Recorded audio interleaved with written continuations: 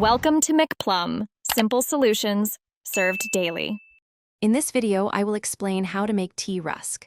First, let's prepare our dough. Begin by combining 1 teaspoon of dry yeast with 75 grams of powdered sugar and half a cup of lukewarm water. Allow this mixture to sit for about 10 minutes until it becomes wonderfully foamy.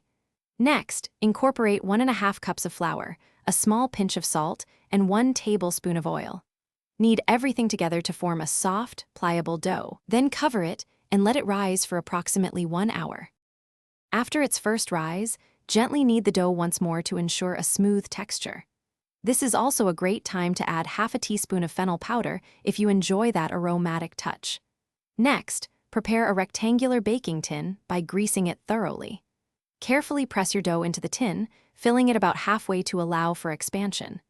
Cover the tin again with a damp cloth and let the dough rise for another 30 minutes in a warm spot. Now it's time for the first bake. Preheat your oven to 200 degrees Celsius, which is about 392 degrees Fahrenheit. While the oven heats, prepare an egg wash alternative by whisking together 2 tablespoons of milk, a pinch of fragrant cardamom powder, and 1 teaspoon of melted butter. Brush this mixture generously over the top of your risen dough. Bake the loaf for about 40 minutes, or until it's beautifully golden brown and cooked through. The final step is crucial for that signature rusk crispness. Once your baked loaf has cooled completely to room temperature, carefully slice it into uniform, half-inch thick pieces. Arrange these slices on a baking tray, ensuring they don't overlap. Return them to the oven, preheated to 180 degrees Celsius or 356 degrees Fahrenheit.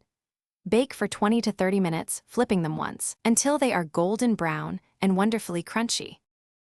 Thanks for watching. Stay juicy and subscribe.